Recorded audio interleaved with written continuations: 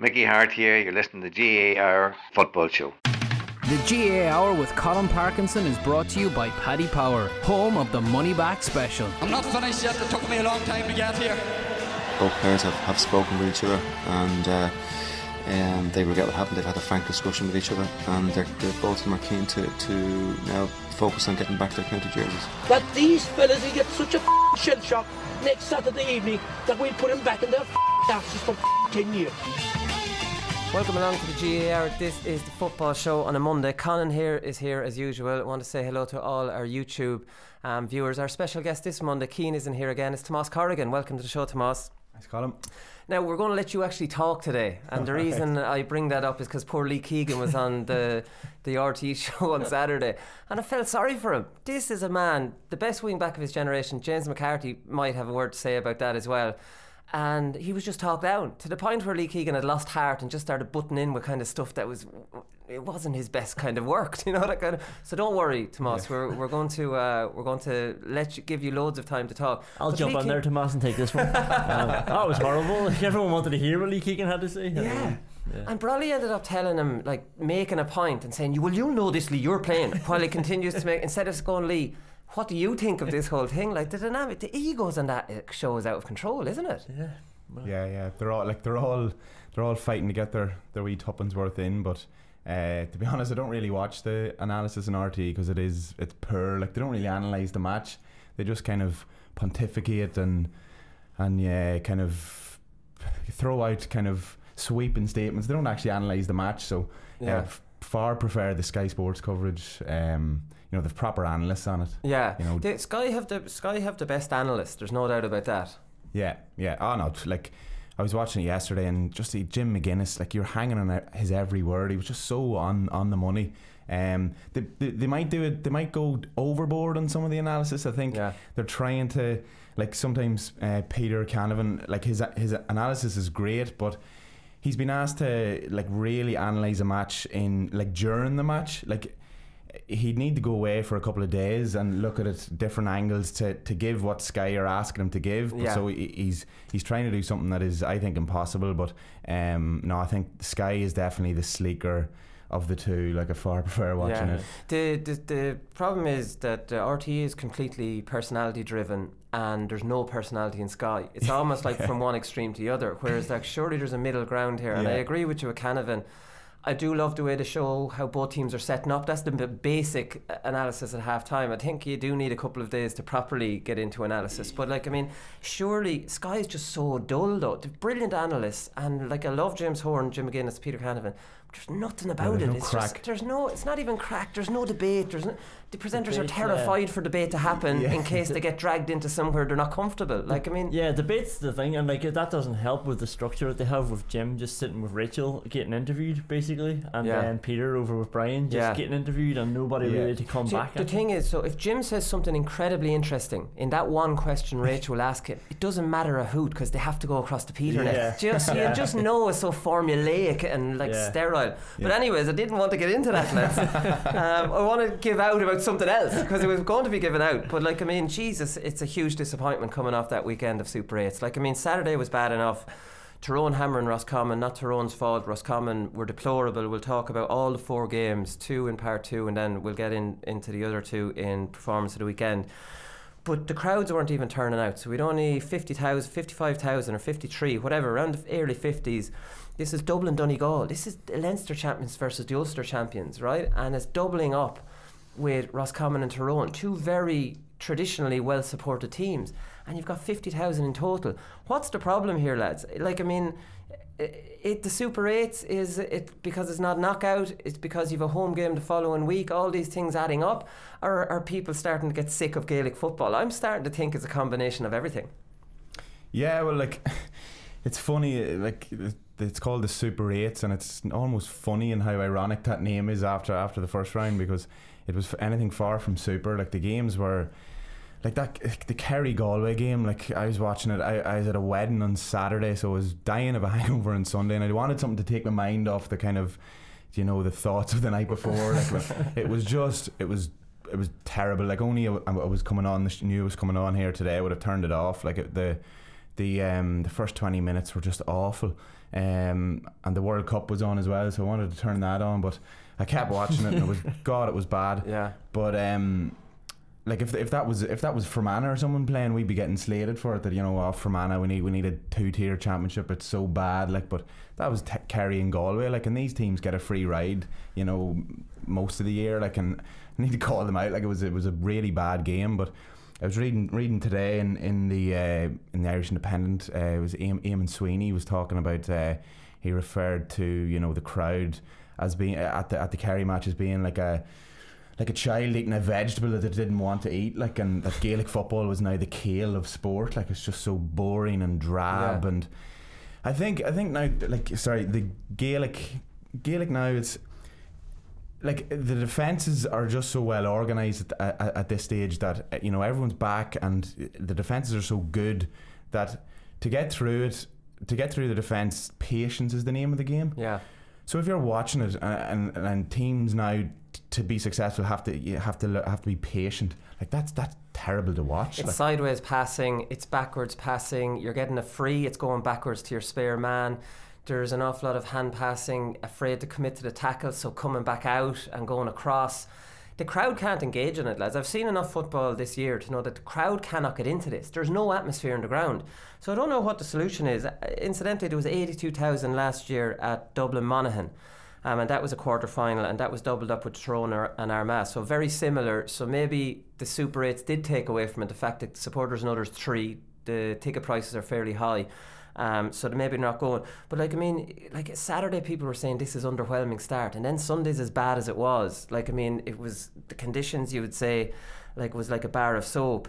But it was hard to play in. So when you combine the modern game, and let's be honest, the modern game is every team is defending with 13 players. Now different ways they end up getting the players back there, Fermanagh might go a bit more extreme and go ahead of the ball and bring one more back and leave one forward. But Kerry, Dublin, all the teams are ending up with everybody bar 2 players on the other end. Now sometimes, like Kerry and Galway yesterday, Kerry were dragged back there because Galway players were just attacking. So anyways, it doesn't matter how they all ended up back there. That's the modern game now, where you're stuck in these stalemates.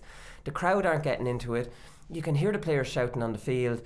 It's dull and it's shit. Honestly, it's shit. And this is coming from someone who, I don't want to say that. It just gives me no joy in saying that. But it was shit last year as well. Like, you went to Croke Park and Armagh, Tyrone were going to do this, Monaghan were going to do this against Dublin, so 3 of the 4 teams were all going to do it, but the crowd still came out. So I don't think that football, the way it's gone, I don't think that's a reason for the attendance is dropping. I do think it's this knockout scenario. It's not a knockout anymore. There's 3 games. People will have a home game, they go see them at a closer venue, and also just the apathy around Dublin. You knew Dublin were going to win. I'll see them in the semi-final. There's nothing on the line here. They're going to get through the Super 8's. We'll bring it back in the last 4. Yeah, I think that's why the attendances are down for this. They will be bigger overall because there's obviously more games. Because there's more games, yeah. But then you have Dublin playing keep ball, right? So this is something you see little clips of it every now and then. But Dublin took it to an extreme, obviously started by Kieran Kilkenny, who absolutely loves this kind of thing. He was back to his pointing best and winding up a hand pass. He started it. He dropped back out the field and he started it, and then Fenton got involved and they all got involved. And I don't criticise Dublin for that, because they were 5 points up. Donegal weren't engaging in the tackle, and they're like, let's see, if you want the ball back, come out and get it. But still, it was ugly to watch again. And if this is the modern game now, Tomás, I don't know. I don't want to sound like Joe Brolly. And Joe Brolly's actually he's just turning into a bit of a pain now, because all he does is talk about it. And there's no motivation for teams to change, right? Because it makes sense to protect your house, right? And it makes sense to commit bodies to defending numbers and attacking numbers, and that's the modern game. So I'm not blaming managers for doing it. Managers will always do it, because that's obviously the correct thing to do to win the game. But surely somebody needs to take a step back and look and see what product that is, though, what that's given the fans. Because from what I see, there's no atmosphere at these matches. Yeah. Well, a couple of years ago, I was it the Olympics was on? I was watching the Olympic handball. Do you know the inside handball? Yeah. And I was thinking that's exactly what Gaelic is now, because it's just everyone defends, and there's a little pass across, back, and then one lad gets it, and then he goes and tries to make an inroad. It's the same in Gaelic. Everyone goes up the pitch, and it's back and forwards, and then someone makes a little dart, and then he gets a score, and it's so boring.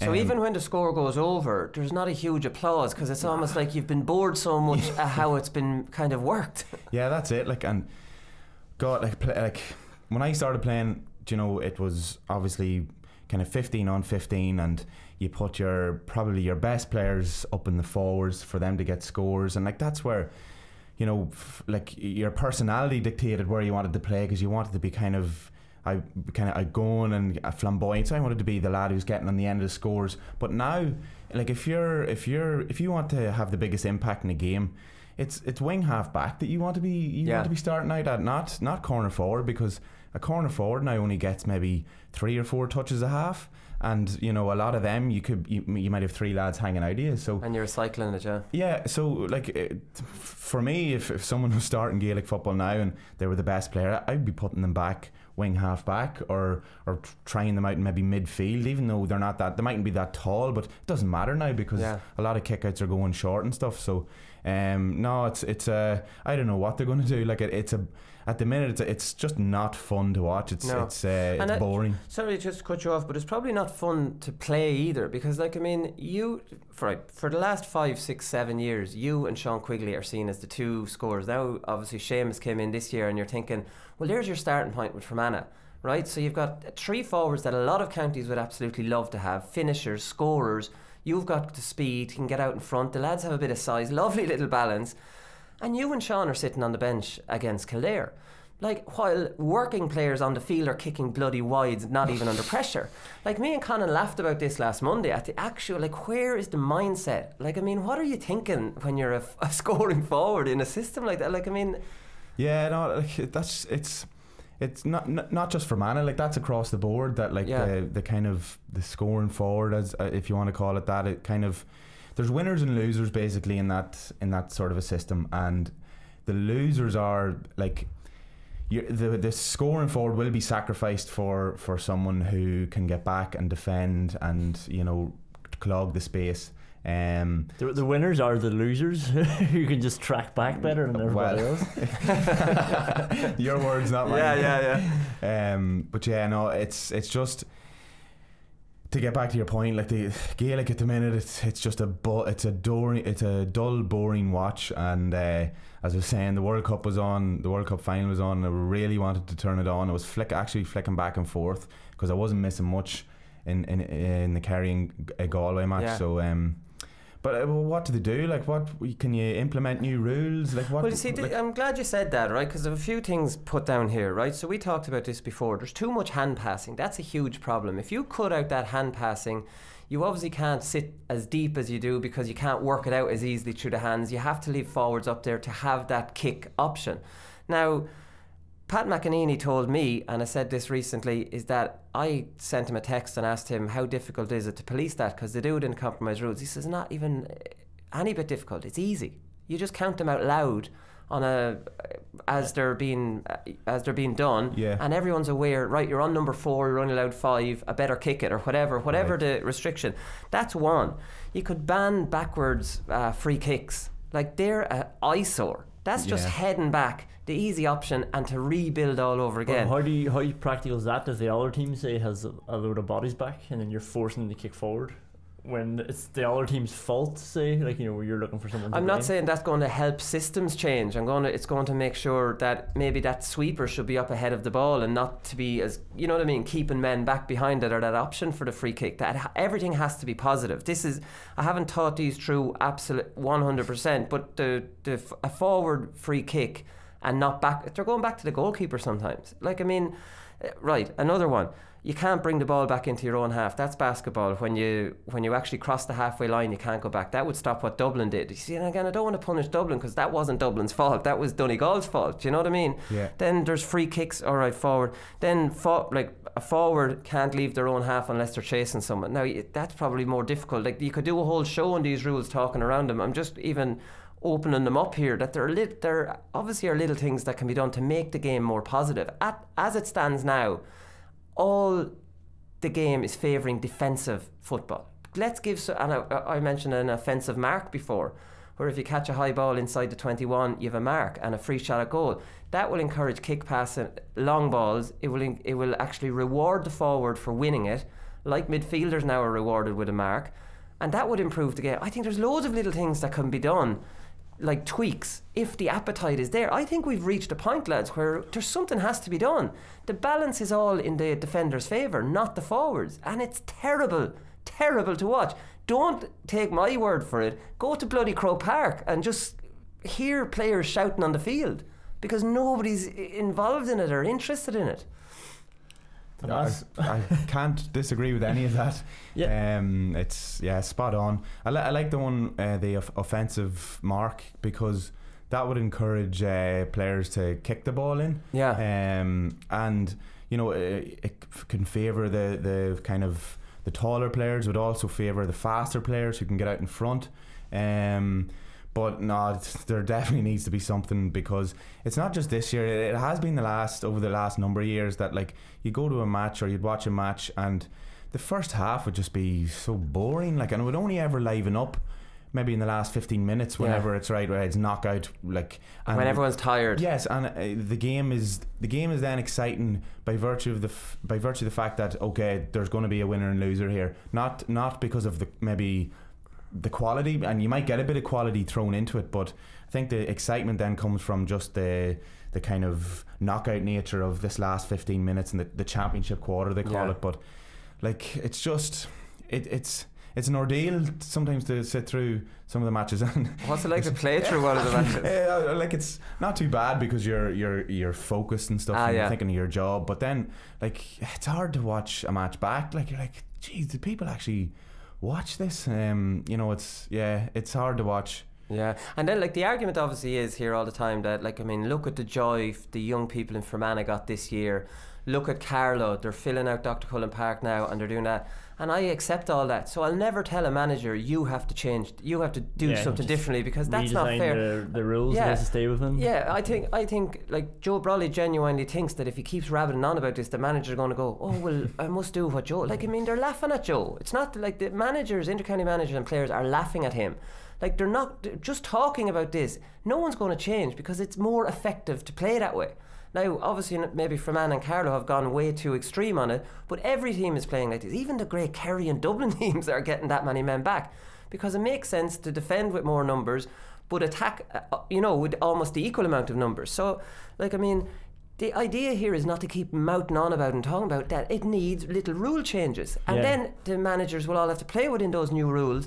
And they're favouring forward play a little bit more. Like, I mean, that's the whole thing. Yeah, and like, I'm not against like little tweaks there. I just wouldn't want, wholesale mass changes, because the game, like, it was only last week you were raving about Armagh Roscommon being one of the best games you've ever seen. They're two managers that kind of, like, I mean, they're an exception to the rule, and I think that was more McGeaney and the fact that Roscommon can't defend. Like, I mean, there was a combination of two things there. But then, like, just even like, you go to club games, you go to a minor match, you go, like, there are like class games still going on within these rules. It's not this sort of, maybe it is a bit of an epidemic, but the game isn't dead. It's only getting stronger. Players are getting better and fitter. If you look, Conan, I agree with you on that one. I'm never going to say that the game that I played in the late 90s and 2000s and harp on about that. Yeah.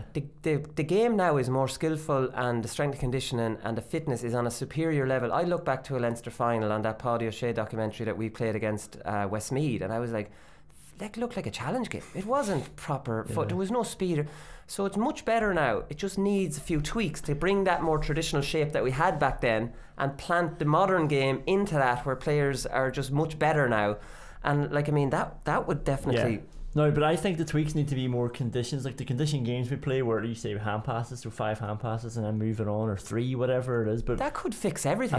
I think it's like sort of tactical or positional things isn't really fair. Like, teams should be allowed to be defensive, and sort of messing with where players should be allowed to go. It would just get a bit messy. Yeah. But if we brought in the hand passing one and the offensive mark, just 2 new changes, and let's trial them. I'll meet you halfway with that. Yeah. Well, I'd be happy with 2 of them. They're my 2 favourite ones anyways. On a lighter note, lads, it's almost funny now when you get a Dublin interview. So Niall Scully was interviewed after the scoring 2 goals. Now imagine the thrill of scoring 2 goals. You scored a goal into Hill and you all celebrated, didn't you? And Sean Quigley and all. Give out to me for that. Oh yeah, you really enjoyed your goal into the Hill. I loved it. It was brilliant. Yeah, sure. but I got a goal into Hill 16 before. It was like this, like what a feeling. Yeah. But Niall Scully got one anyway. So not only did he not celebrate on the field, that's not his way. And so he's interviewed afterwards, and the interview was 40 seconds long by the time they started talking to him. So the first question was that your 2 goals were crucial in the game, which is fair enough. And he almost kind of lost himself for a second, and he talked through the first one a little bit, played it down a bit, then kind of played the second one down even more. I was just thrown across to me, I feel, and then I scored it. Then realised he'd spoken about himself for maybe 15 seconds and went, well, it's all about the team at the end of the day, and we know that performance won't be good enough against Tyrone going forward. And then he was asked another question. He says, well, we only take every game we take it 1 game at a time or whatever. And I was like, Jesus, Jim Gavin would be backslapping him when he goes back in. They're clearly media managed. Like Dean Rock was out in the field after the game, and he was asked a question about Dublin throwing the ball around, I think it was. And Dean just completely brushed the question. Like, the interviewer didn't pick him up on it, but he just answered a different question. Like, I mean, and with the same stuff. Well, it's 1 game at a time, and this won't be good enough for Tyrone. It's like, then you see the Limerick hurlers interviewed after beating Kilkenny, and they're just real. They're just humans, and they're not giving anything away. But like, feel a bit of an emotional attachment to Limerick hurlers now because of the way they play and the fact that they all seem kind of likeable sort of fellas that are clearly delighted that they beat Kilkenny. How hard is it to act like that? Well, I think I have a bit of sympathy now with Dublin. I think over the years, maybe the last 10 or before sort of the Dublin team won the All-Ireland, they kind of got a bit of guff from the media, and they were kind of seen as the media men here. Yeah. So I think they probably said, right here, do you know what, let's just let's sort of manage this a wee bit better, and maybe they felt that's what they've had to do. They've had to, you know, train or give the players training in how to, you know, give these cliches all the time, and give journalists stuff to just kind of keep them happy, and they can write a few things. But like, there's no, you're right. Like, you'd love to just, for Niall Scully, just say, yeah, no, it was a great feeling. You know, there's so much pressure coming in. I really wanted to do well, but like, he's not going to say that because it doesn't fit into the Jim's grand master plan, and no. so it's not his fault. Like, he's not Niall's fault. The party line, yeah. And that's what he has to do. But yeah, like, I also remember that you know, people that was the criticism of Dublin. You know, they couldn't get over the line in All-Irelands because they were too fond of the media. So they've cracked the whip, and this is the result. This is what we're having to listen to, and it's just like, yeah, you know, look at 2 teams going at it, and you know, Donegal were a good side, and we knew coming here today. And it's just like, here, come on. Like, I love the way he kind of tilts his head like Jim there and all. Yeah, you've thought about that. Maybe Niall's just a shy fella. No, he's not. Apparently, he's meant to be a bit of a character. And like, I mean, even something like, geez, I grew up seeing Bernard Brogan scoring, and to be able to score into the Hill, it's a dream come true. And like, I mean, what's wrong with like just being normal? You know, you cannot. Yeah, and I do take the point with Dublin that I don't think any of us can even appreciate the spotlight that's on these lads, and anything they say can get blown up. So, but I always say it's not a media versus Dublin thing. It's not that I'm disappointed. Like, this is supporters watching this. Like, do they want?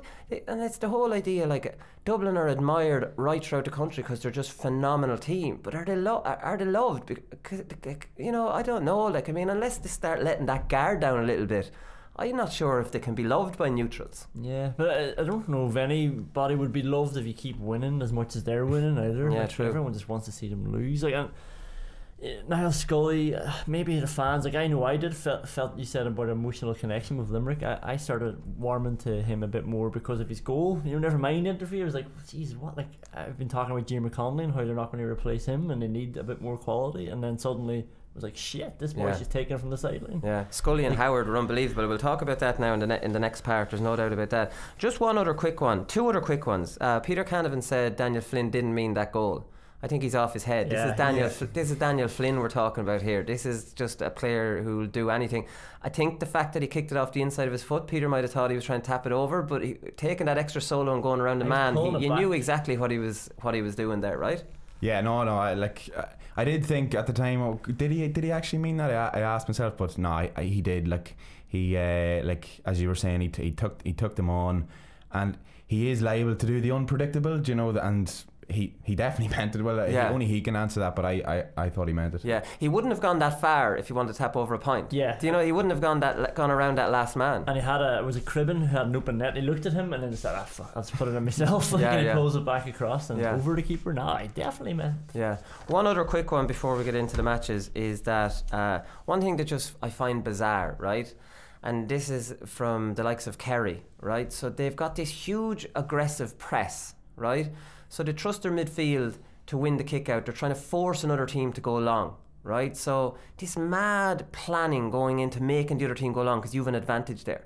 And then on their own kickouts, they're messing with it and putting it out over the line. It's like they don't trust what they're trying to force the other team. It doesn't make any sense, does it? If you fancy that you've an advantage in midfield and you've put so much work into making sure the opposition put it there, but then when you have your kick out, you're completely disregarding this advantage and you're trying to be fancy with the kick outs. Do you know what I mean? Is there a weird kind of thing going on there? That's bizarre. The only kind of reason I think they might be trying to get it away short, because if you get it away short, you're 100% guaranteed the possession, obviously. But yeah, they won 10 of their 27 kick outs. Or no, 10. No, sorry, they lost 10 after 27. I think 3 of them went out over the sideline. It's just, I just don't understand it. And when you go short with a kick out, I should have left this for the second part. When you go short with a kick out, you're guaranteed to face a defensive screen the other end, because you're given you can only work it down kind of, through the hand or whatever. So you're not going to get joy the other end if you go short with your kick out. And you saw the pressure they were under when they went short, because Galway were just hammering up into all of them then as well. And Kerry were bobbling the ball around. Like Maher made that mistake that got Galway a goal chance. Yeah, on a slippy day. Slippy as well. Yeah. Makes no sense. Anyways, listen, we'll come back and we'll talk about the matches, because that does fit better into part 2.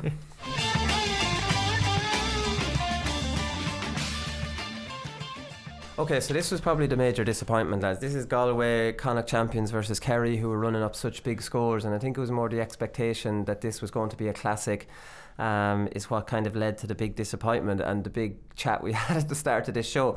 But Galway were by no means the most defensive team that played this weekend. Galway, I was at the game, they left Walsh, Comer and Burke up at all times. We've often talked, we can almost live with that. It's not the most extreme ever. I do think the conditions, the ball was like a bar of soap. Turnovers were easy because you bring the ball into any sort of contact and you just can't secure the ball under your arm. So a lot of messing. What turned the game into an awful mess was the amount of wides, deflating wides. It's just wides that are easy. And when you see a combination of slow build-up play and then wides, it just adds up to, my God, this is terrible stuff. Yeah, no, it's like I was said at the start, it was maybe a wee bit harsh, but no, it was hard to watch.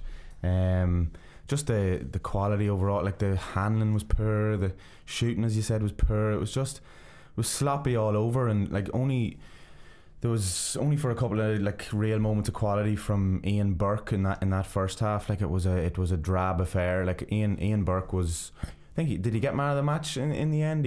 I thought he was. Oh, Shane Walsh got it last night in the Sunday game, I think, but I don't know who got it on the live show. But that's it. Burke was lively. It was that. But I think almost we kind of know how Galway are going to come and play. They're going to kind of turn the game into a fight, into a scrap, and if quality. Kerry were almost the big letdown yesterday. Yeah, no, definitely.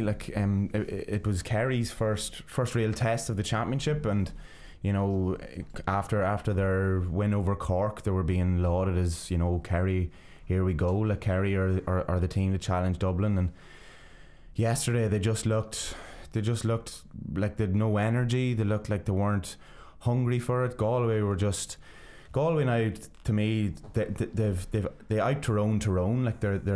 They're so good at that system, but they also have real quality in attack. And I just think, I don't know what happened. Kerry, they just looked completely off the boil. Their forwards didn't really click.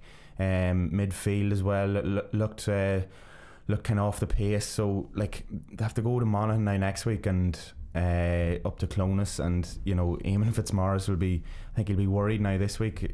Their Super 8s could be over next week. Could be. Thing about the Galway system is, Conan, and we talked about this before, so they left 3 up there all the time and the Kerry defenders stayed back on them. So those 3 lads were never messed with. Yeah. Whereas on the other side, you saw Kerry nearly with everybody back at times. They were following their men. I was watching this. Like, Kerry don't want Clifford and Geaney and all these lads back defending. They don't. They want at least those 3 inside lads to be there. They'll have their half forward line back working. But Kine started attacking. Karen started attacking. It just throws Kerry's structure so far off that they don't know whether they're coming or going. Yeah, I can't believe they weren't set up for that the way Galway were. You 3 stay there, or you 2, whatever it was, but like they didn't need to fall. Like, I thought it was going to be Kerry who had Galway on the string and had all these answers for them, but it was Galway. When Kine started going, you knew what they were up to. When you saw Paul Geaney making a half-arsed forwards tackle around the midfield, you knew what was going on, and there was times where Kerry had everybody back and some of them weren't useful enough. If I was from Kerry, I'd be campaigning to get out of the Munster Championship as soon as possible, because what good is it to them scoring 32 points against Clare, swatting Cork aside, and then you saw it, like, they just were not tactically and intensity wise, they weren't up to the pitch of it at all. No, they weren't. And like, I mean, even look, like, I'd say Shane Walsh couldn't believe his luck because Gavin White just man-marked him.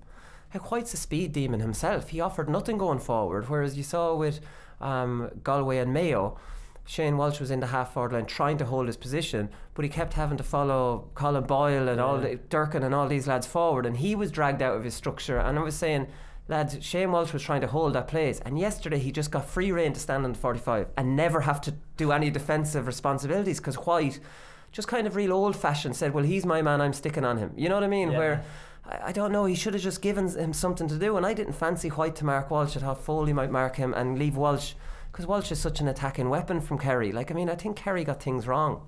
Yeah, like the thing about when you're man marking the opposition danger man, you have to give them something to think about. You can't give it their all their own way. Like, if White had a push forward, maybe a couple of attacks, like, Walsh would have been thinking, you know what, do I really want to commit to this attack if this lad's going to go bursting up the pitch if we lose it?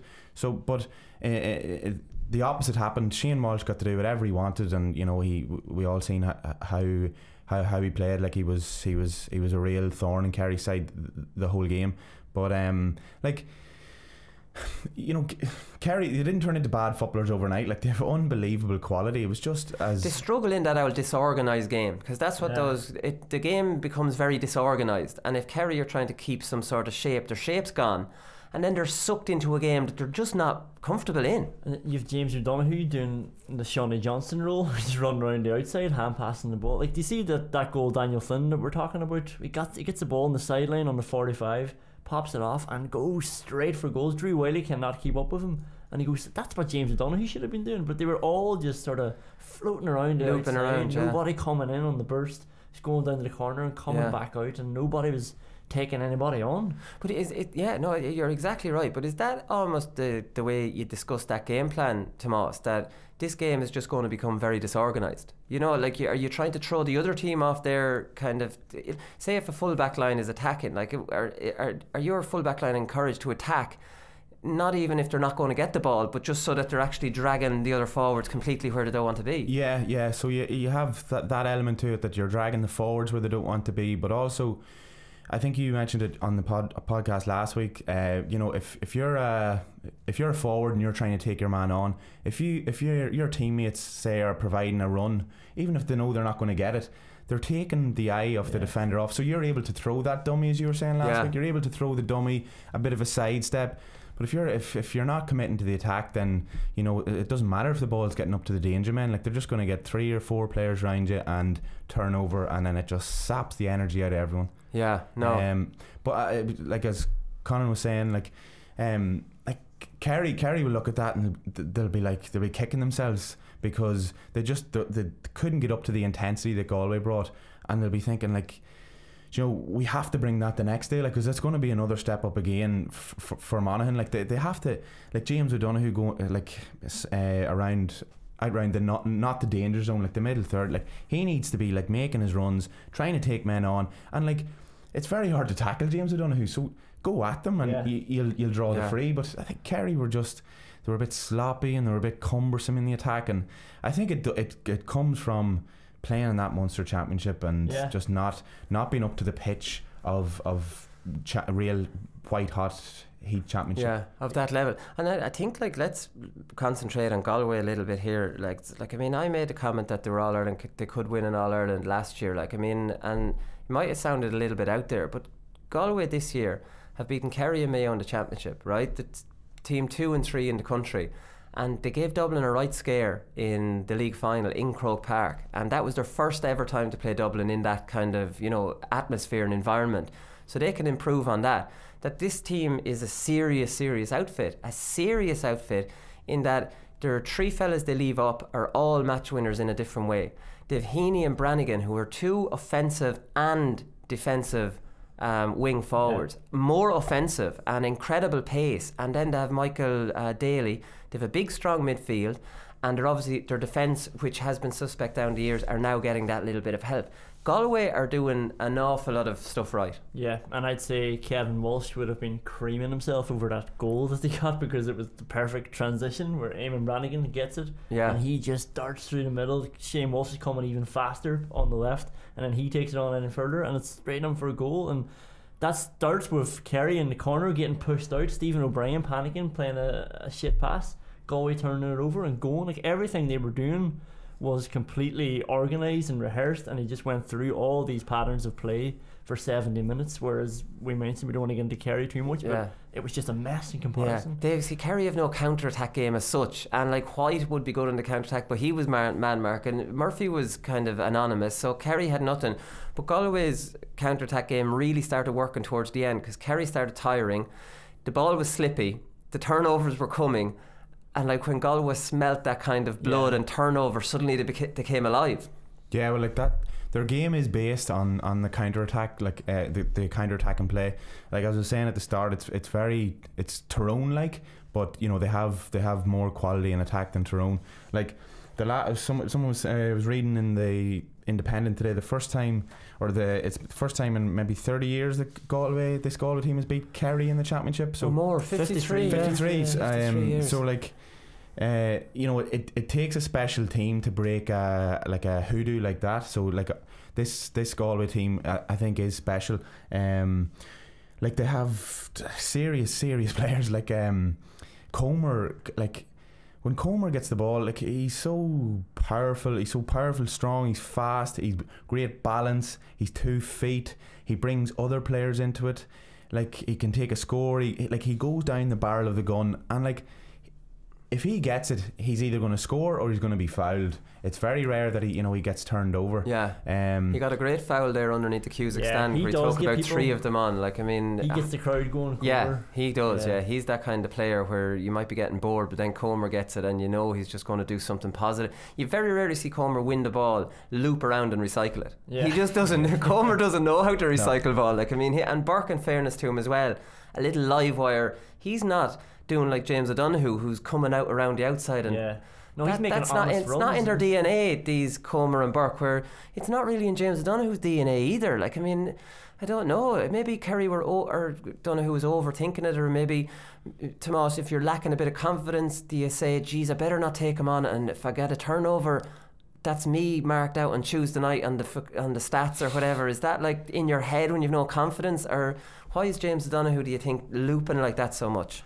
It's hard to know. Like maybe he just doesn't back himself against a really tight defence, or maybe like the Galway defensive setup is so good that he probably just didn't see any space that he could run into, and he thought, well, if I run in here, they're just going to crowd around me and I'm going to get turned over, and then that's going to knock me confidence completely. So maybe, you know, like it's whenever you're watching from the TV, you don't actually see a you know, like when you're on eye level on the pitch, you can see like how tight the defence is and how hard it is to get through, and like I think the Galway defensive setup is just very, very good, and they have the system, you know, off to a tee at this stage, so they're going well. They are, and I do, just to make this point on their system, like we've seen more defensive systems than this. When you're not committing, you're only committing your midfield and your forward line back there, right?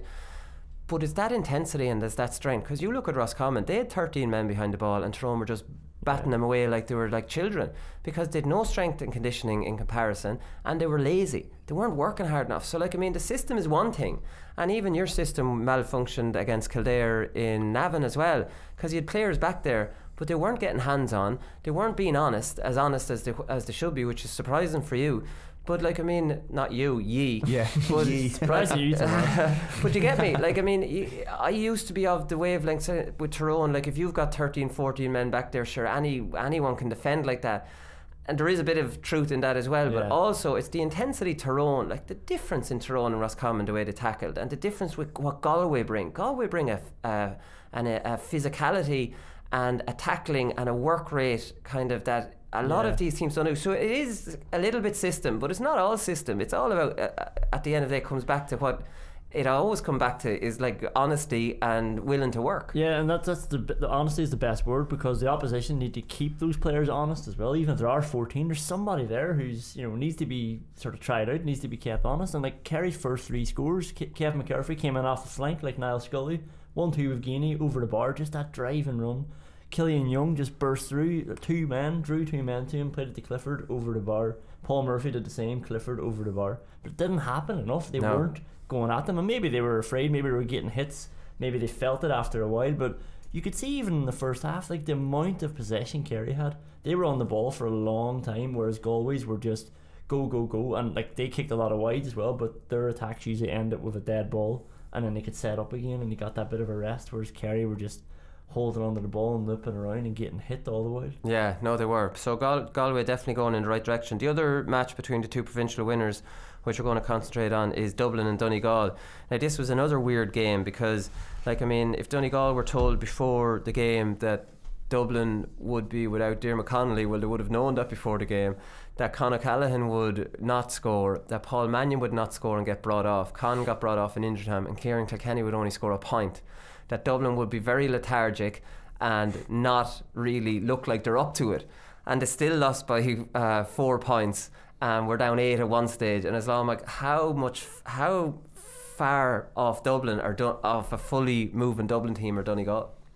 Yeah, well, I suppose the first thing I'd say, like, maybe the Super 8s, they need to look at giving home advantage to the provincial winners. Yeah, like that'd be fair, yeah. Like, I mean, Donegal, like, they won Ulster Championship, and, you know, they should be rewarded for that, and their reward for winning the Ulster Championship, the toughest, well, you might have disagreed with that. No, carry on. Willie, but like, it is a difficult championship to win, and they won that, and their reward is playing Dublin in Croke Park. So I think they definitely need to look at that. But yeah, like, it was a weird one, because like, same with most Dublin games, like, you never felt that they were going to lose. No, you know, it's like they brought on, like, you think of their strength and depth, like Ryan McHugh, one of the top players in Ireland, and you think, you know, who's going to mark Ryan McHugh, and they bring on Merchant, like, and not many people have heard of Merchant, but he basically he almost,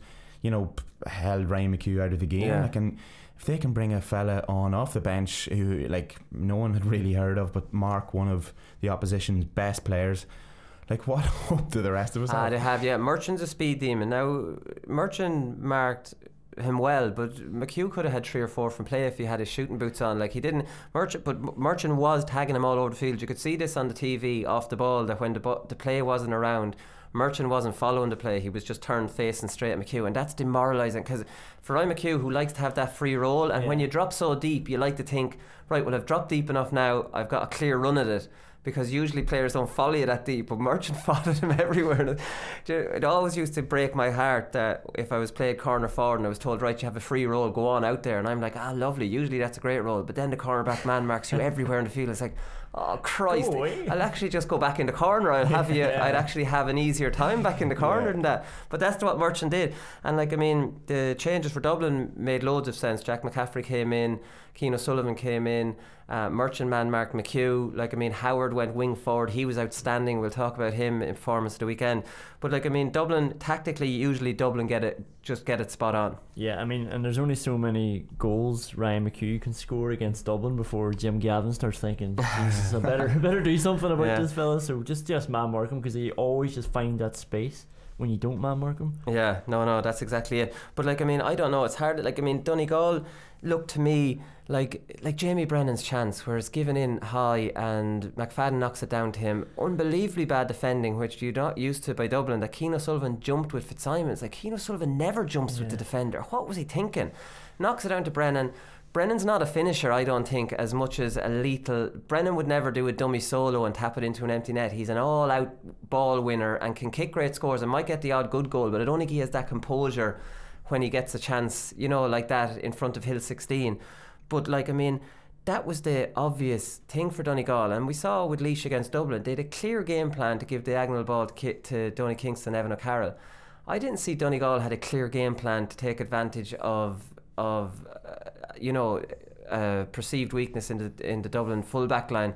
I think these two balls just happened. They might have talked about it, but I don't think it happened enough for them to actually get joy out of it. Yeah, well, I definitely think that, you know, one of Dublin's weak points is the high ball into the full back line. You know, they do struggle with it when it comes in like that. But I'm not sure if Donegal planned for that, if that was in their game plan. But if they did, they probably just didn't do it enough. And like, I don't understand why they don't put Michael Murphy in around that danger zone. Like, they were talking in the Sunday game last night, and Sean Kavanagh was saying, look, maybe Donegal feel that they don't have enough quality out around the middle to be able to sacrifice Michael Murphy there to bring him into the forwards. But I just thought like Dublin were there for the taking. Like, they weren't at their usual top level, and you know, there was a couple of missed chances Donegal missed, like Jamie Brennan's chance that could have been a goal. But like, when you miss chances against teams that are expecting to beat you, like it's happened with us in Fermanagh in the Ulster final. Like, when you miss those early chances, it just kind of it saps your confidence. Like, because for the whole week before, you're thinking, right, let's get a few early scores here, settle yourself into the match, and gives you confidence. But Donegal, you know, missed those early chances. But even saying that, it was level for, you know, after the 20 minutes, and then I think it was Scully's goal. Then kind of again, like when Dublin score a goal on you, it saps the energy out of you. That was straight after Brennan's miss. That was straight after Brennan's miss, which is unreal. And like, it was Brennan's second goal that ended as a contest. That put 8 in it, the second goal, and that's lights out then at that stage. The first goal, you'd say, but like, I mean, you look at it, Laois were within a point or two of Dublin after 30 minutes. Dublin haven't been firing this year yet. Like, no. I mean, they've been going through the motions and getting over teams, and you'll understand it against Laois. But like, I mean, Dublin just didn't kick on against Donegal. They had them beaten, and it's almost like, I think in a way Dublin are like, after what Donegal did to them in 2014, Donegal don't really care about hammering them. They want to embarrass this system. They want to show this system up, and that's what they were doing. Like, they were 8 points up. They decided to stop playing just to try and say, look how stupid this is that they're playing. Honestly, I actually think that's it. That they're actually showing up how kind of negative it is to keep your men back, hoping for a counter-attack, and we're like, but we're not going to give you that counter-attack, so what are you going to do now? And Donegal didn't want to do anything else. Like, I mean, I do think that's what Dublin are at. Honestly, I think Dublin, and I think Kilkenny's driving it. I think Kilkenny is driving, let's show this up for what it is, lads. If we get ahead of them, I'd say they're having those chats. That's why he's fisting it back like the big massive wind up. I do. It's an ironic fist pass. Maybe it is. That's exactly what he's doing. He's just saying, look at the state of this. Now, having said that, his club plays like that. So maybe he knows kind of the pitfalls of it. Yeah, well, I was thinking they were just doing it just to see it out and maybe save legs for next week, and maybe it was like in a way to show the other two teams who they're coming up against that if you do this, you're going to get embarrassed, put a bit of pressure on them to come out at them, get the scores a bit easier, because when Donegal came out, they just walk past them. Maybe it's a message for Tyrone, and they did that to a degree against Tyrone last year. If Tyrone go behind next weekend, you know, it's going to be in their minds. I'd say Dublin will do it a lot earlier against Tyrone. Do you think so? If it's tight enough, like if it's in Healy Park as well, and Tyrone are behind, like why would Dublin really take that gamble when Tyrone have been so good? I've always said that, in that if you're playing a defensive team and you go 3 points up, I'd play it around with my 2 full-backs until the other team have to, like, the whole crowd will boo. You'll be booed out of it, but whose fault is this? The other team isn't. The other team's just waiting there for us. We're ahead.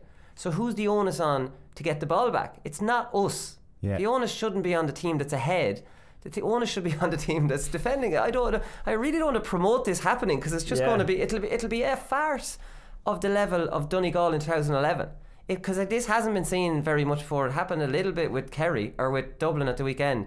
But if this starts happening in games, it's like, I mean, it's almost going to make a mockery out of. It'll make a mockery of the defensive systems, but it'll almost make a mockery of the way how Gaelic football has gone. But you're like, and so what if the crowd boo? Because I thought on the flip side of it, the Kerry fans are some of them are such idiots. Like, you know, like they're putting pressure on the team to kick it in, and there's 3 men hanging off Clifford, and they start booing and going mad when they're not kicking it in, and you're like, what is this? What you want? Like, so it's obviously 2 extremes, but let the crowd boo if you're doing that when the other team have just put everybody back and you're ahead. Yeah, no, it's exactly right. Just quickly on the kickouts, lads, the stats on the kickouts are fairly clear as well. So Dublin won 23 of their 25, nothing surprising there. Fenton was outstanding in the second half on the kickouts. Cluxton, we know what he's like. Donegal really set the tone early. Patton with a few very early terrible ones. Man. Yeah, your man. Talking him up in third. They only won 15 from 25, so they're nearly almost at maybe 55-60%, which is fairly poor, considering they weren't driving all of them aimlessly. Like, I mean, they were just going wrong. You know, Patton wasn't able for the push up, and you know, you just wonder, why are you going for these short ones when Dublin are so good? My theory on Dublin, when they aggressively press you up so high and they're so bloody strong, get that ball into midfield. Just get it out far as you can. You have all your men goal side. You won't concede. You know, you won't mess up and put your goalie under pressure. Drive it out. Now, you have Fenton to deal with, but put it Michael Dara McCauley's side. You know, drag Fenton the other side. Michael Dara is not a brilliant fetcher. Surely you can have someone compete with Michael Dara. You have a 50-50 chance. You're not screwing them up. You're not giving them turnovers high up the field. Drive it out. Yeah, well, like, the kick-out stats nowadays are kind of, you know, if someone didn't tell you the score of the match, but you had to guess the who won on kickouts, you could make a good guess who won the match. Like, you know, when you're you know, losing 10 of your own kickouts, like, it's just, it causes a bit of panic through the team. Like, and it comes back to, again, like, you know, when you're losing your own kickouts, I keep coming back to this phrase, but it saps the energy and the confidence out of you. So as you were saying, like, that when Dublin press up on you, like, it's scary, I'd say, for Patton taking that case. Like, but he's probably told to, you know, get the short away, you know, even if they are pushed up. But like, it did put him under a lot of pressure, and you know, it's his first season, and like, he's had a excellent season so far, and you know, he'd be a wee bit disappointed with how yesterday went. But maybe he should have been told, if he didn't know already, to just thump it long, like, and take your chances, get in for the breaks, and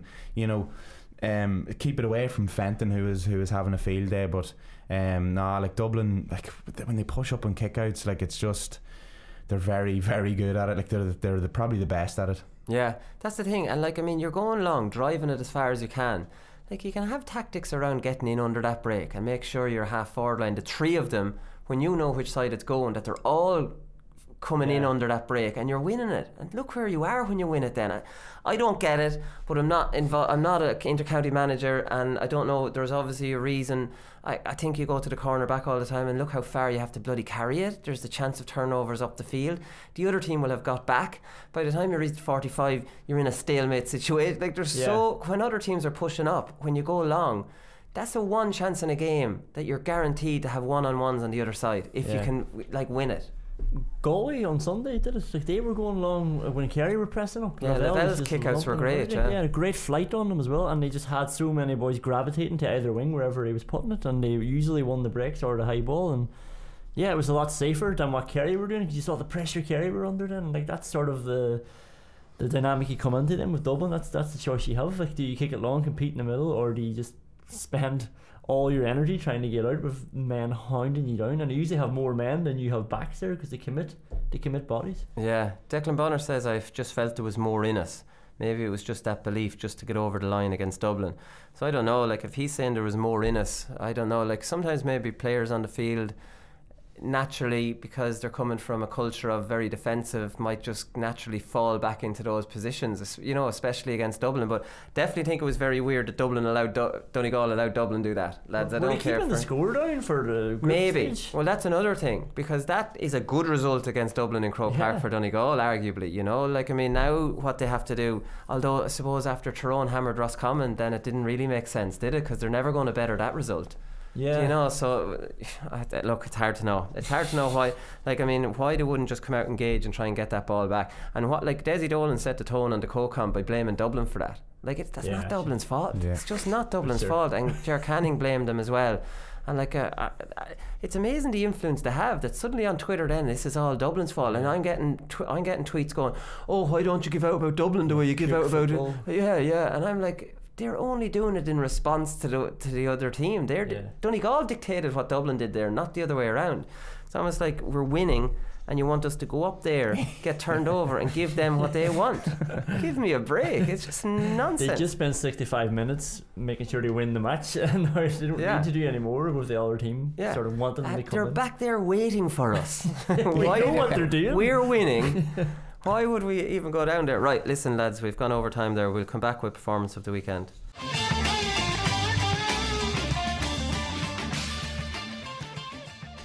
Alright, first nomination for performance of the weekend is Ritchie Donnelly. Lads, he got 1-4. 1-4 from play, which was an outstanding performance by him from a scoring point of view. But I think in the second half, Tyrone actually used him a little bit more. And not only did they use him a little bit more, the whole thing I've been banging on about here, they had men coming off him, which is like unbelievable. Now, I do think Tyrone are initially, they are a conservative team, and when they realise here these lads are there for the taking, then they'll pull out an array of attacking threats. But at the start, their running game destroyed Roscommon, and then by the end they showed us that they have another string to their bow. Yeah, like, I'm not sure how much you can read into maybe the last 15-20 minutes of that game, because like Roscommon kind of threw in the towel. But I suppose getting back to Ritchie Donnelly, Ritchie was in school with me in St Michael's, Enniskillen. A very, very good footballer, both feet. He's good spatial awareness. He can bring other lads in. He's a big, strong target man, and you know, over the last couple of years he's been unlucky with injuries, and his brother Matty's probably received all the accolades, and I was delighted now to see Ritchie play as well as he did on Saturday and get 1-4. And what I like about Ritchie is too, he can bring in other players as well, because he can take a score, but he also has the vision, and he also has that presence of mind to bring other players into it.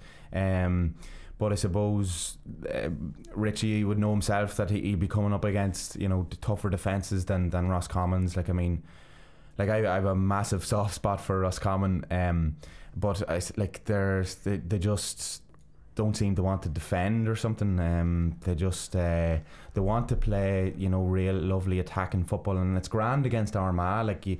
It's a great two teams going at that style, and it's great to watch. And Roscommon have fantastic players, but when you come up against Tyrone, you almost have to play that system as well, or they're just going to eat you up. Yeah, but they kind of did mirror them. Like, I mean, they got plenty of men back. They just were doing nothing, and it's how easy Tyrone were able to break the tackle, glide past them, and then give it off to a runner, and they're through. Like, I mean, you don't get through teams that easily. Like, I mean, you shouldn't. I thought the idea that they played Fintan Craig and Devaney, who are two forwards in the half back line, I thought that was a great idea from an attacking point of view, to push on up there and give them something to think about. I thought playing McManus at full back, who's a wing back and a fast wing back, he played at full back, but I thought he'd going to be following someone else out the field, and thought this is a very offensive team from Roscommon, and it's actually something I would have done. But when you look at it, none of those lads were working hard enough. Like, they weren't working hard enough. Like, it's the most basic thing when you play Tyrone. You have to match them for work rate. When they make their counter-attack runs, you have to track them. And Roscommon just didn't look like they had the appetite or the work rate to track them. So picking loads of forward players is grand, but these forward players have to be programmed to bloody work, or else we can't play, lads. Because we talked about this backs versus forwards. The backs always win because they work harder than forwards, and that's the reality. And I thought that the modern game now, that forwards were programmed to not be that kind of lazy, a little bit lazier than defenders like they were when I was playing, that they were actually had a huge appetite for work. Roscommon didn't look like they had an appetite for that hard work against Tyrone, and Cork, immediately you're gone. If you can't match Tyrone for that, they're hard runners. Sure, where are you going to go against Tyrone? Like, they make a show of you. But it's amazing how many teams they have made a show of, and they're just not like, everyone knows what's happening, but they just don't ever seem to be up for it. Tyrone are powerful now, though, aren't they? They've got a big team again, big, strong. The arms on Donnelly and McCann and all these lads. Man. Yeah, and like all Tyrone scores bar one, I think, from play, were around the 21 metre mark. They're on the 21 metre mark or inside it. Like, they're just walking through you like as much as they want, even though they don't have anybody in the full forward line. Yeah. Usually they start off with, but like the way they're able to just bat these teams away. Like, I looked it up. Only Dublin and Kerry in the last 2 years are averaging more scores than Tyrone, even though Tyrone are such a defensive unit. Yeah, but we've explained that, Conan. You can they are a defensive team. They just get their... I'm not even getting onto a defensive, like, you know, what's good and bad. I'm just saying that this team are setting up with everybody back, and they're still averaging over 23 points a game. Yeah. And teams like Roscommon, who won the Connacht last year, who are back in Division 1, they're just flinging them out of the way. Double scores, more like double their goals, double their points, and absolutely beat them out of sight. It's massive. And they did the same to Armagh last year. Like, Tyrone really have the ability just to blow teams away with this running game, and I wouldn't fancy losing the ball in my 45 and having to track Peter Hart or McCann, or like, I mean, I'd be like, Jesus, because when you lose the ball, your natural instinct is to drop your head a little bit. You're like, oh, it's lost, and by the time you've kind of regrouped to where they're going, like, slugging's up into your far 45. Like, the two big turning points of the first half, because Roscommon were competitive, was Enda Smith's terrible ball intercepted by Sludden, immediately gone, goal. Not long after that, it was Tygo O'Rourke brought the ball into contact. These two balls were given away on the 45. Against Tyrone, that's suicide. You're gone. If you give away a turnover that far up the field, Tyrone are ready to springboard off there, and there's 5 of them gone, and they're running at different angles, and they're just going to make a show out of you. So, like, I mean, that put 4 points between the teams, and I think Roscommon were kind of gone at that stage. And Roscommon were beginning to tire.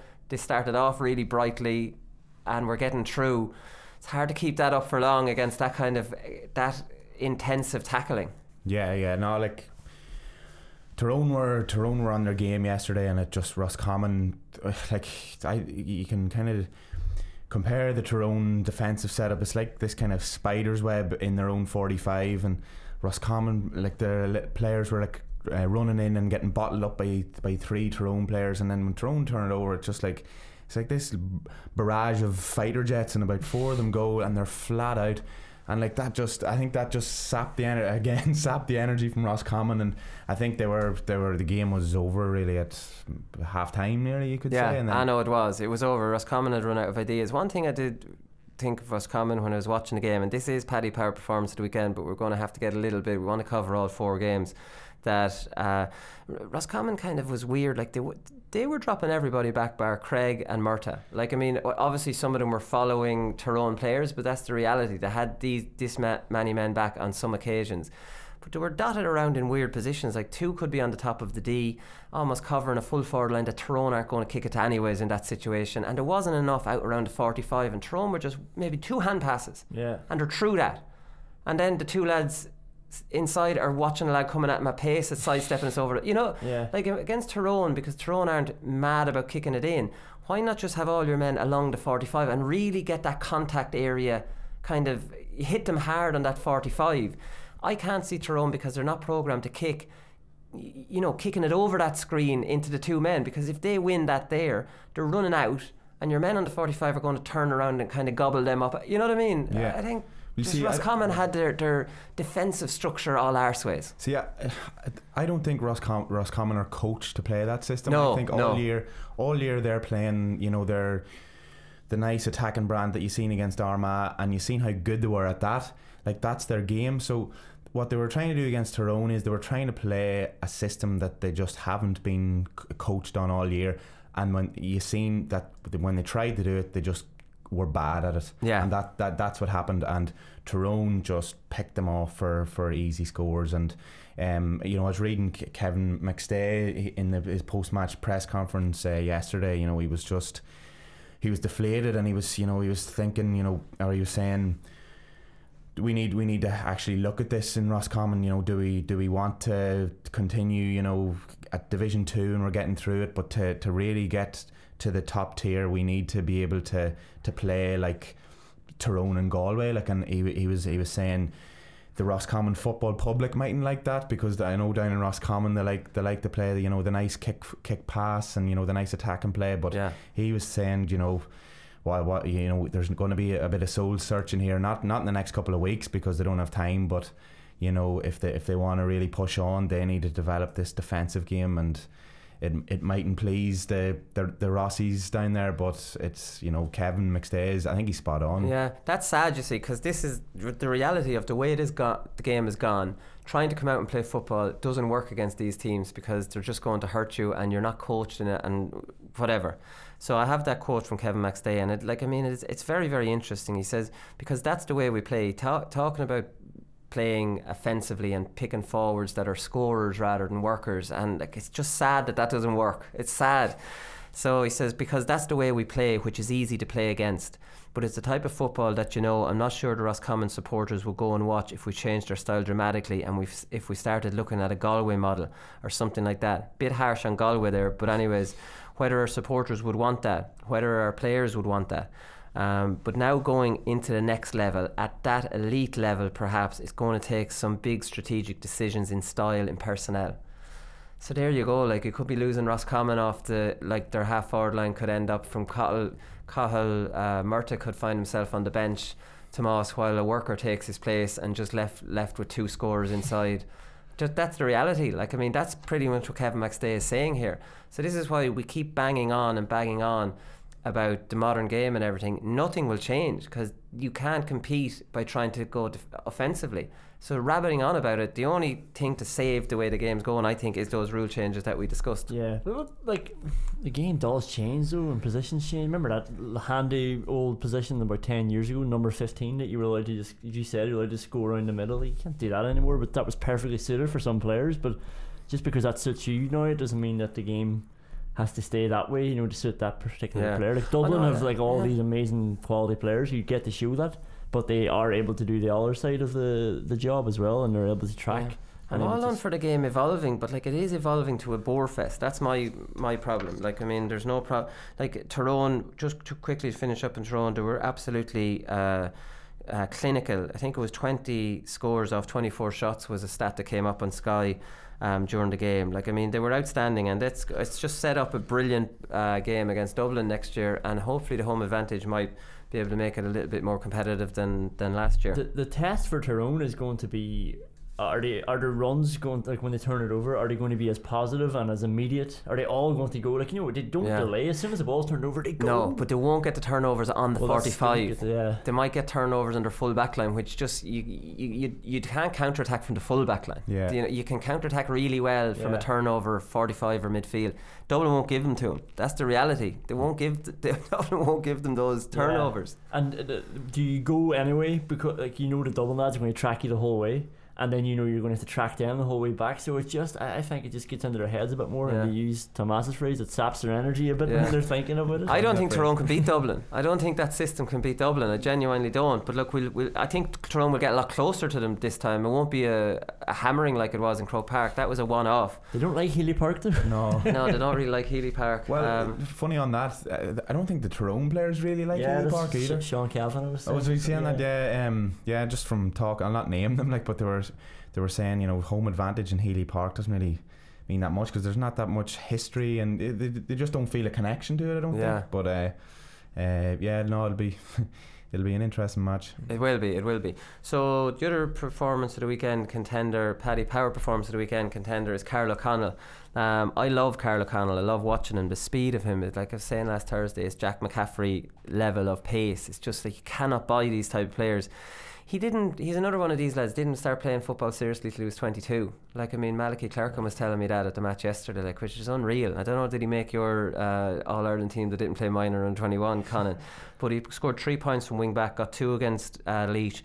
Obviously got a lovely one off the outside of his boot. Could have got a goal and then one off the inside of his boot. Showed a full array of kicking points talent from wing back. Niall Kearns in midfield was outstanding for Monaghan as well, and he's a real find. You've obviously got Kieran Hughes now can come on in the forwards. He's back fully fit. Monaghan are looking good. Monaghan were the better team. Kildare couldn't really break them down, Tomás. They just couldn't break them down. I do take the point that Kildare have come through a lot of difficult games. They just ran out of ideas with Monaghan. Yeah, they ran out of ideas. I think the conditions played a bit of a big role in the game. I think Monaghan played the conditions better than Kildare. I think they were talking on Sky. It was the first time in maybe 6 weeks that there had been any rain. So they weren't able to practice in those conditions. But Kildare could have won. Like they had chances in that last 10 minutes to win it. I think Daniel at the very last attack, I think it was, or one of the last attacks, Daniel Flynn had a chance. He got the ball out. Yeah, he didn't take on his man. I thought should have there. Like it was a weird one. He I thought he had a poor enough second half. He wasn't really involved, so maybe he just didn't back himself. But he tried he made a poor choice in a kick pass, got turned over, and then the ball goes up the pitch, and Conor McManus does what he does, and he gets the insurance point. But Kildare actually did have a couple of chances to win it, and even as they didn't hit the kind of high levels of energy that they had against us and against Mayo.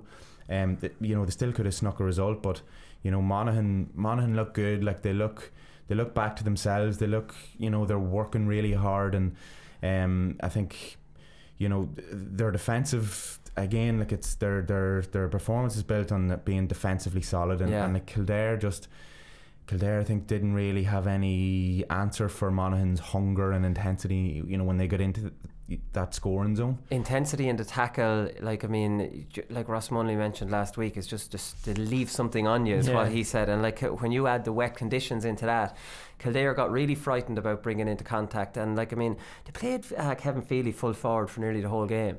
Like it was a bizarre decision, and I was asking someone in Kildare, was he injured? And I think he had a calf injury and he wasn't 100%, because they lost him from midfield, they lost him from kickouts, and at full forward I thought he was only getting in Daniel Flynn's way. If you've Daniel Flynn there, you want to keep as much space in there free for him. He was being marked by Duffy. He didn't have the pace to get away from Duffy. He was making some runs out in front, and it's like, stop, that's Daniel Flynn's run. But he was obviously carrying a knock, because I hope he was carrying a knock, or else it was just a bizarre decision from Kildare. He definitely didn't look 100%. He was out around the middle to start off with, and he just wasn't the usual Kevin Feely that you're used to. He wasn't as sprightly, he wasn't coming onto the ball. It's a tough decision. Would you rather keep him on somewhere, or would you take him centre off? Half forward maybe, I don't know. You could like to keep him around that middle third, but maybe if he doesn't have the legs for that, so maybe the full forward line was there for him. I don't know. He didn't fit in there anyways with the two Flynns. No, I don't think so. It's interesting. I saw Sean Kavanagh last night saying that Monaghan have been perfecting this system for years, but really sure what their system is. It's just based on heart and honesty, and boys ruthless tackling. Everybody just going hell for leather at it. They've got a 0.5 man full forward line where McManus goes in, and then sometimes he helps out as well, and everybody's back. But it's not really this. It's not like Galway where you can see exactly what they're doing. Everybody is just pure honest with Monaghan. No, they are. They've got fierce. That's a great word to describe them. They've got serious honesty. And they shut down Kildare's main men as well. Vinnie Corey took Paul Cribben out of the game completely, and that was always a thing with Monaghan. They have defenders that can take the opposition's main men out. They've got great man markers and tight man markers and strong man. You know what I mean? They get your hands on, and they give you there's nothing you get easy against them, Tomás. Yeah, no, I'd agree with that. They do. They have probably a couple of the best defenders playing at the minute. Like Drew Wiley and Ryan Wiley are two really tough defenders. When you're playing Monaghan, you're not going to get anything easy. And Vinnie Corey, Vinnie does that man marking role nearly every game. He, against Tyrone, he held Paddy Donnelly fairly. Not many lads get the better of him. No, and he's man marked Michael Murphy as well, and he's not getting a kick off him. Yeah, and who was it on the podcast last week?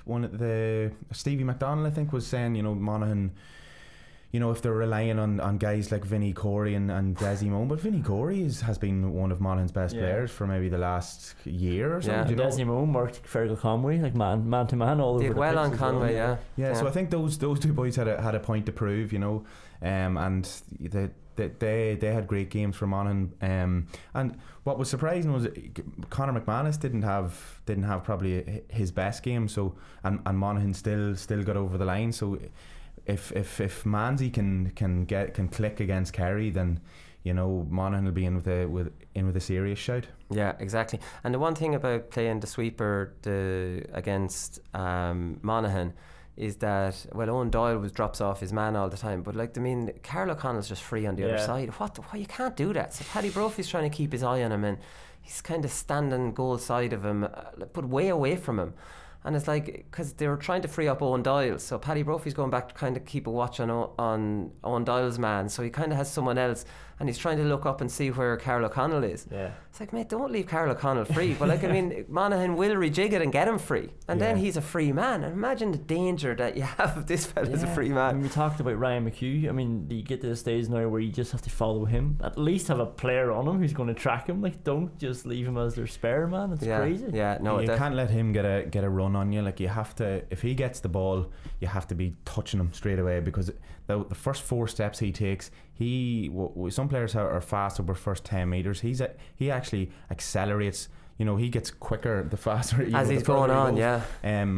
Quite like Sheehan Walsh is the same. So when Carl O'Connell gets the ball, he normally kind of sits out on the wing, and he waits for that pass, and then he goes, like, and he's either going to be fouled, or in was it the first or the second half where he got that score, he came powering through the middle, took a shot and was saved, and that was a great score where he fisted it over. Like, the ball was spinning, it was wet, and he knew he could only fist it over. Like, it was a very, very good score. Like, he got man of the match on TV, and he had a great interview. Like, he was nice and smiley. Yeah, no, it was, compared to Niall Scully. Did he act like a human being? He acted like a human. You know, he was delighted with the award. He was smiling, and it almost felt like he was going to jump out of the screen. Oh, lovely! It was great. So now he's. Jeez, I like him even more now. Just because he acted like a human being. God, wow! Who would have thought it? Who would have thought it? He acted normally after playing really well and getting an award for that. Well, Niall Scully still scored more than him, so okay, well, sure, we've 1 or 2 more nominations. So Ian Burke, we mentioned him already. He's a live wire, so like, I mean, he was outstanding throughout. Brian O'Buglock was taken off him at half time. Tom Sullivan went on him then. He kind of caused him all sorts of problem. His movement is absolutely out of this world, and when you've got that kind of speed and jinky movement and you're that small, he's just, oh God, imagine marking this fella. And again, he throws it around so well. We've talked about him a bit before. Brian Howard, I've never seen Brian Howard playing as well as he played the other night. I don't know why he was taken off, unless he was carrying a knock or trying to keep him fresh. Went wing forward. The sidestep of him, like, I've mentioned this before, he's got Jarlath Fallon type, like, this pronounced sidestep. It's just a natural ability he has. It's beautiful. He was getting marks. He was scoring points from play. He was absolutely outstanding, and him and Scully on both wings. And like, you're talking about Flynn, like you said, and Connolly, like, neither of them have Connolly's class, but they've got qualities Connolly doesn't have. You don't see Connolly fetching kickouts like Howard. You don't see Connolly throwing a sidestep and breaking through the line. Like, Connolly will play on the outside and give a lovely ball in, but Howard's got 1 or 2 qualities that Connolly doesn't have. Yeah, it's good that you brought up Connolly, because I remember it's always good when you bring up Connolly. But I remember during the league, I remember at that stage where he was going to miss Freshers game, a Sigerson game, because he was going to play for Dublin, and I think I made a snide remark, something like, but he's not going to make the Dublin team in the championship anyway. I think I could have agreed with you back then. Yeah, so like, how far are we away from that now? Like, he is one of the key men, like, and everything he does is right, and he must be Stephen Cluxton's favourite player, because he just finds him all the time. He's always running the space, always seems to have 30 yards of space, catches it in his chest, turns around, goes again. So athletic, great right foot.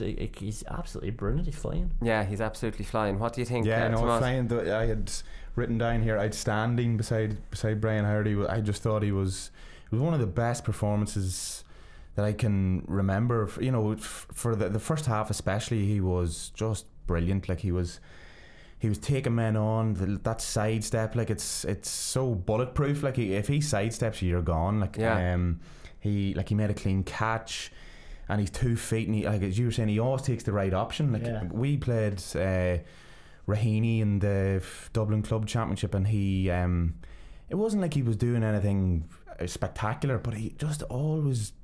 The kick, it was a 30-yard kick pass, was right in the chest. Yeah. Where does he play for them? He was playing kind of centre back. Right. And like, you wouldn't think it to kind of look at him that he's going to be a brilliant footballer, but he's kind of so solid, and he does the simple thing unbelievably well. And he was one of Dublin's best players there yesterday, and he's well due his place in that team. Definitely is. And Niall Scully's effortless. That's the word I'd use to describe him. Like, I mean, he's never in a rush. Like, I mean, it just looks like he just kind of has an extra gear to go to. Like, lads are chasing him, and he doesn't look like he's running a full pace. It's like, I have this under control. I hate lads like him. Yeah. I hate to be doing the bleep test beside him. Yeah, he's effortless as well, though, isn't he? And like, I mean, he's a serious player. Like, I mean, so Dublin, like, to think that all their talisman didn't play well, but these two fellas kind of step up. Now Scully, in fairness to him, has been stepping up a while. He's been getting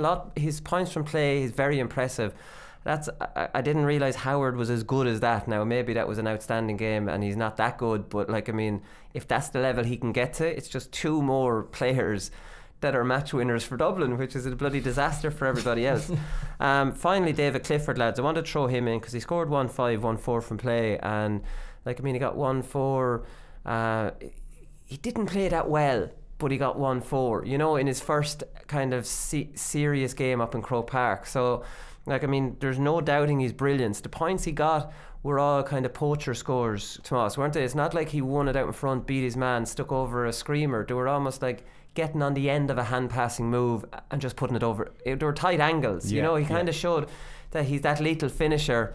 We're waiting to see, I think, with Clifford, the odd audacious long-range point, or the odd, you know, seems to miss those ones. I'm kind of waiting for him to burst into life. Yeah, well, like, you have to, you'd be cutting him a lot of slack because this is his first year, and he's 19, isn't he? So, like that, like, I've no doubt that those quality flamboyant scores from everywhere will be going over. Maybe not this season, maybe not even next season, but you know, over his county career, he's going to be just a spectacular footballer. But the scores he got against Galway were, like, as you said, real poacher, real quality scores. He didn't have a lot of time to get the shots away, but he got them over. Like, from tight angles, one tight angle on the left, one tight angle on the right. You know what I mean? Like, he is that. He's just that lethal finisher. Yeah, and you know, to score what was it, 1-4 against that Galway defence. Like, if I scored that against a defence like that, I'd be thinking I had a great game. But you wouldn't say he played brilliant. No, you wouldn't say he played brilliant. He made a few mistakes. But a few mistakes, and like, even as I was watching it, I didn't think he played well. And then I seen in the he actually scored like 1-4. Like, so he when you're not playing well and you're scoring 1-4, like, in your first ever big game in Croke Park. So like 1-5 in total, and Kerry only scored 1-10. Like, that's scary for Kerry people to read this morning. The fact that this 19-year-old who didn't play that well, as you say, scored way more than half their points. I think that sums up Kerry in general. What's the poll results here, Conan, and we'll see will we go along with it or not. So there's only 4 players we could put into the poll. Ritchie Donnelly in 4th place, Tyrone 17%. Carl O'Connell, Monaghan 3rd place, 18%. Ian Burke, Galway 28%, and I agree with this one, Brian Howard at the top, 37%. Right, so I obviously have the veto on this, and I'm not going to veto it because Brian Howard would have been my pick. I'm glad he got the percentage right. It would have been interesting if we put Niall Scully in there. It's like Player of the Year. We put 2 in and it dilutes their their percentage, and then they start complaining, well, someone from Mayo wins the right, okay, so congratulations, Brian Howard, you win the Paddy Power boxer shorts, and we'll be sending them out to you. We'll get your contact details, and congratulations on that. Right, we'll be back. We're in Omagh this Thursday night, or not Omagh, Cookstown in Tyrone, for a preview show of Dublin Tyrone. So we'll be doing 2 podcasts. We're doing the football podcast anyway on Wednesday. We'll put it out then. Right, and talk to you then. Good luck.